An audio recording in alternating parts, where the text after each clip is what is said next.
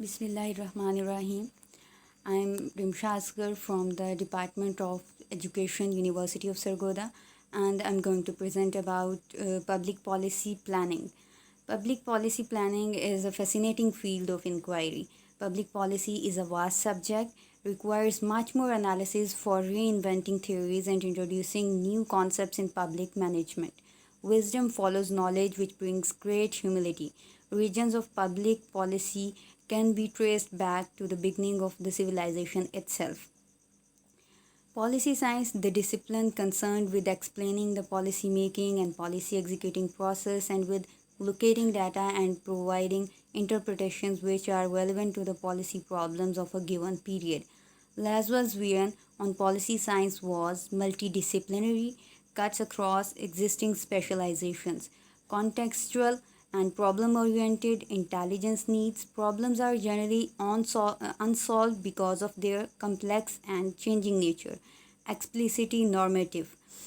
Two approach divisions: policy analysis, applied activity, contribution to solution of social problems concerned with knowledge in and for the policy process. Policy process, concerned with knowledge about the formation and implementation of public policy. Government expenditures, government's intervention expanded into every area of economy, society, culture. The capacity of the government to directly produce and supply services, to manage financial transfers and subsidize, and to enforce laws has become increasingly inadequate.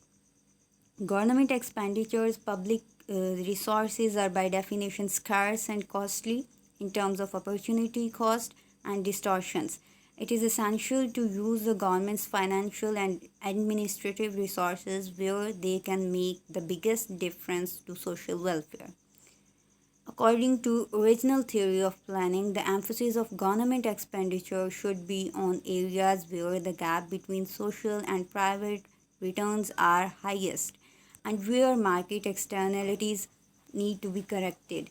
Future programs, projects, and other expenditures should be separated into economically meaningful categories and subcategories that bear some relationship to these economically sound principles.